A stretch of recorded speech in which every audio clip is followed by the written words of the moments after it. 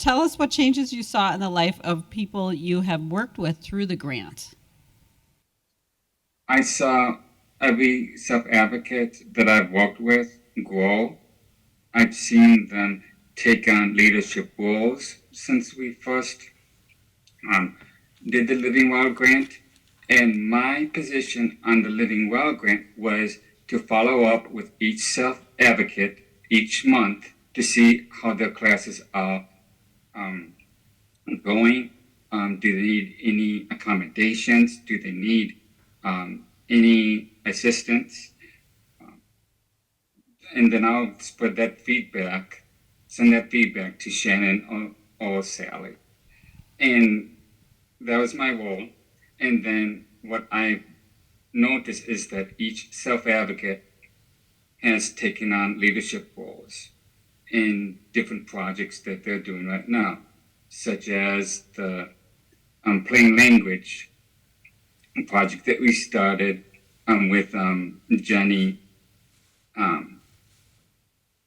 And then I think Emily's going for the the LIN program. So everyone is taking on new projects as this grant is closing.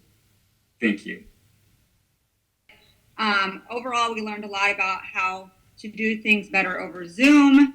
I can still think back to that when we were okay, we get to come up with how we're going to do safe and free virtually and stuff. I personally, I think I did it well, not safe and free, but in general, I did different toolkits 3 times, I guess, on Zoom or something.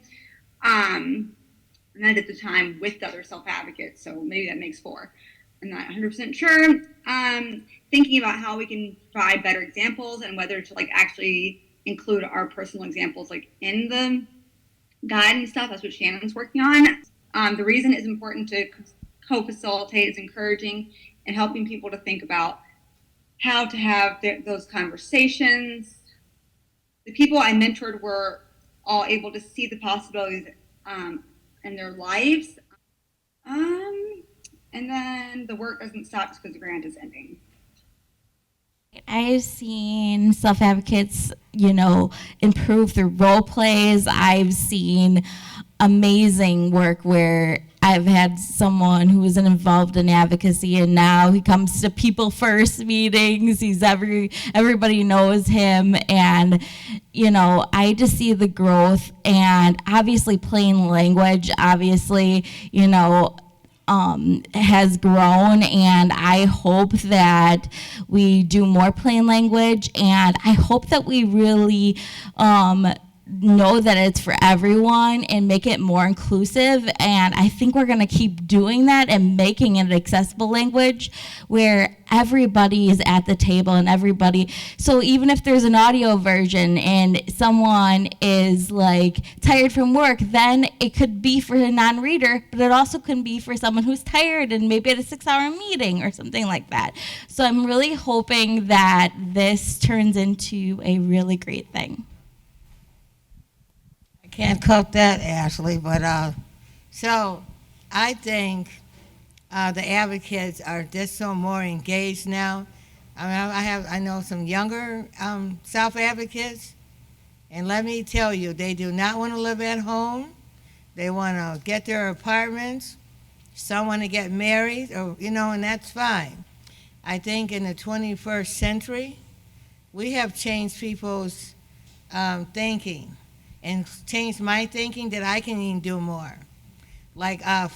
Took a plane all the way to Oklahoma all by myself, from Milwaukee to Chicago I was scared to death, but I did a talk over there to their social services.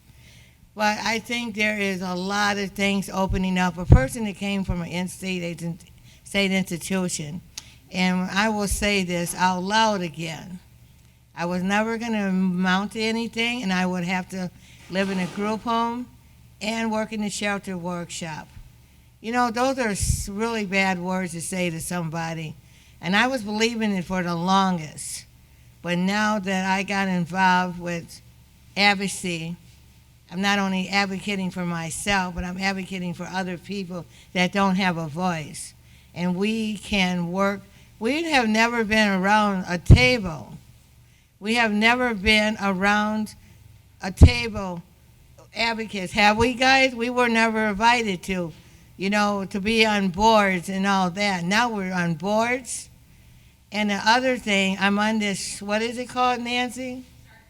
It is very interesting, but they like what I have to say, and they're respecting me. You don't know how it is to be respected. Advocates just want to be loved, listened to, and get us around your tables. I'm around the long-term care committee, and it's been wonderful, and I'm saying things when I need to say them, and they respect me too. And we need more advocates on the long-term care along with me, and maybe all the advocates should be on there. I don't know, but I'm just saying in a nice way. Let's make sure we have more advocates around every single table that we have boards. Thank you. The thing that I really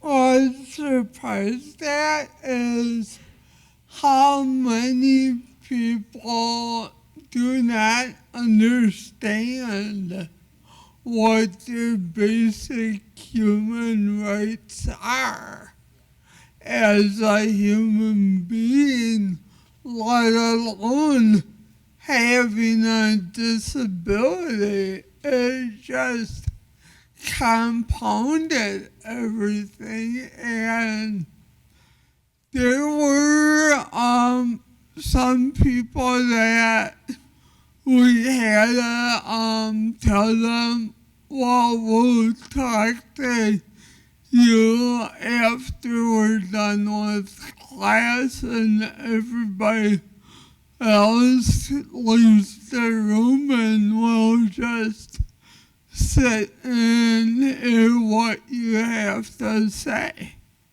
I have been working with some amazing people. We worked well as a team, confident, knowledgeable. We reached our classes. We had life experiences to share. When we had questions, we were able to answer them. And it was like some of the groups were more interactive than others. So we got conversations that we normally wouldn't have and feedback, but we were able to role play, feedback into that, give them the information. One of the things that was interesting to me was like relationships. With talking about rights and all those things, we don't forget that people with disabilities need to know how to build relationships. So some of our classes, once we did the relationship stuff, it ended up being, not knowing how to talk to each other or build outside of that. So we were able to talk about some of those things with the classes to get that point across. So watching them develop and learn things, I learned relationships and how to talk and deal a little better just by doing it with my co-teachers and other self-advocates. So we've grown a lot in doing this. I saw a lot of growth, especially with the people when we did voting.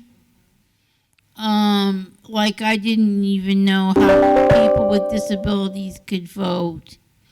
And we had somebody come in from an organization in La Crosse that dealt with voting and explained how people with disabilities had the right to vote and how to vote. Another thing was on relationships. They really blossomed and started talking more and being more a little bit assertive. And that was nice to see. Well, for me, it's like, people I've taught Sleeping Free with over the years, they've gotten new positions or like a new job outside of DSA.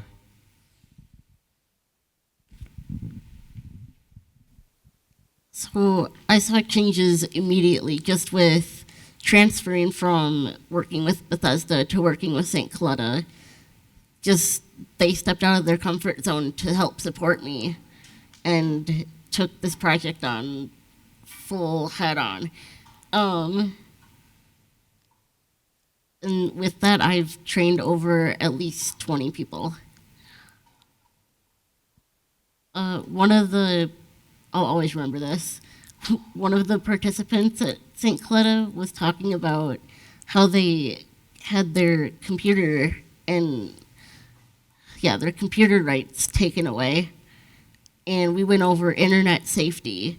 They were able to take the information from the internet safety, go to their whoever, and get their internet back. And that was just really eye-opening to me, and it made me feel so proud of what I was able to teach them.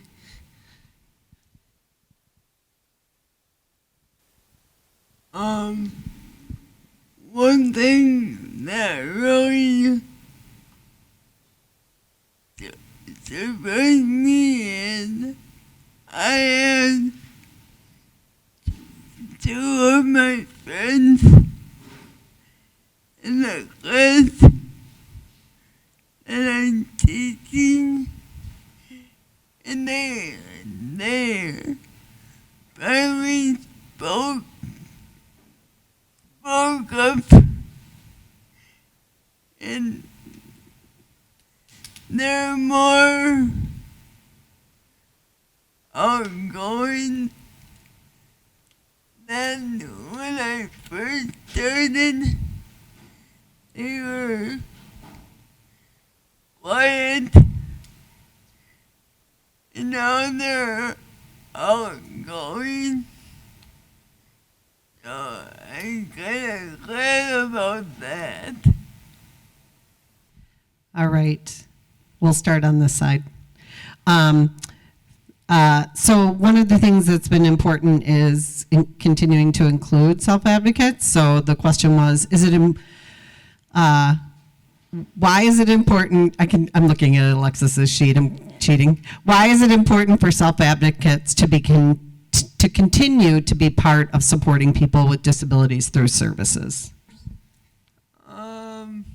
Because I would like to keep on doing this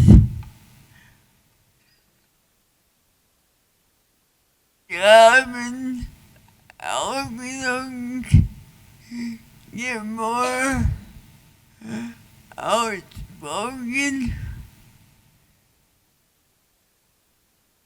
so that's easier for other people to hear them know what they want. Great. I'll turn it over to Christy. Self-advocates need to be a part of supporting other people with disabilities or just people in general, because if we don't tell our stories and share our voices, who will? Nobody can say what we've been through and the impact it's had on our lives better than we can.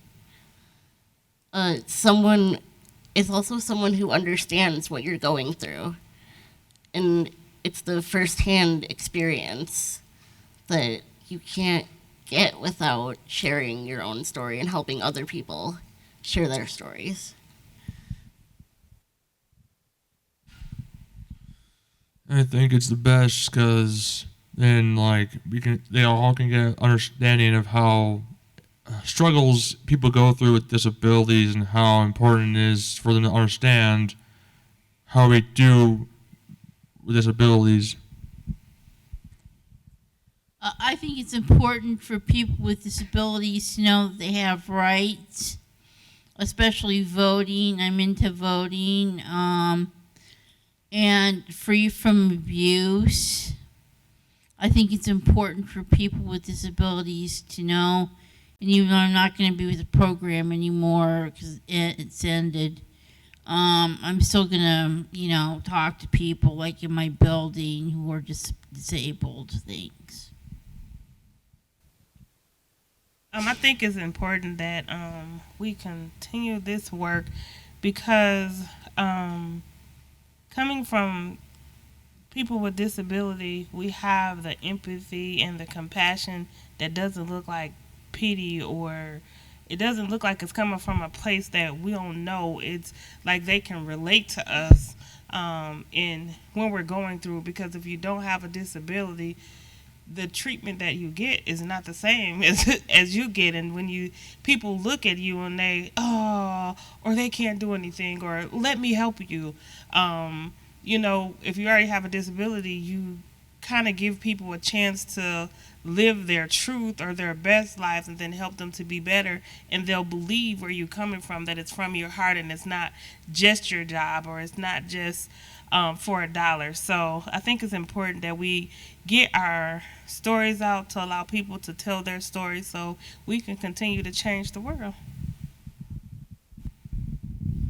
I think that it's very important to keep this work up, because if we keep this going, people are gonna live healthier and safer lives that have disability, because our leadership did offer us a chance to mix in our real life experiences, or experiences that like friends of ours had. Thank you. Because what I think is we learn from our peers. If we are the ones should be around the table with our peers. I feel that our peers listen to each of us. We may have different disabilities and different, struggles, and I think that we need to be listened to. I wish when I was younger that I was listened to, very much listened to, and learned how to advocate when I was younger. I started advocating when I was 25 years old, and I get a lot of calls from my peers. Cindy, can you help me with this, or how can I find this? And my neighbors now know I'm an advocate, so they'll ask me, can you help me find this, or a phone number to, so I got one to the not ARC, but it's the ADRC. Yes, and I have the number now, so some numbers. So, but I wouldn't have known that. And if anybody, call me, and I'm able to do that. But who learns the best, as I'm saying, is from our peers. Yes, we love the professionals, but we're professionals too. Somebody said, Cindy, you are a professional. You may be an advocate, but you're a professional too. And we need to keep hearing it. I need to keep hearing that. I used to always kept on saying, am I doing a good job? Because I didn't have that confidence, and now I do. And all these all the living well around here, now they got confidence. And we need to keep hearing their voices. And somehow, before I go, I do my best thinking before I go to sleep. And then I act on it in a nice way. As Nancy knows, she knows about my nice way. But if I have to go all the way, like to the governor's office, we talk to our governor's office, we need to be around that table and letting them know, not what they're deciding for us, but what we need to be deciding for them, because we vote them in, we're their bosses. Thank you. So I want to ask, what do you think self-advocates can't do? And I think that self-advocates have proven to us that we can do anything. They go to me when they have struggles and stuff like that. And I've seen two individuals, really, because of my mentoring, really, now one has a job and then one of them does the hangouts. So, I mean, I mean, it's just, we have empathy, right? We don't say get over it, right? And the best way to do that is to say, if you want me to listen, or do you want me to like not say anything? And I think that we have that because of the things that have not been good for us. And when you can have empathy and compassion, I think that that's the best thing you can ever have to give to someone who's been through struggles. So self-advocates are doing that. So I think that we keep mentoring each other, keep listening to each other and all our brilliant ideas, and we're just going to become stronger.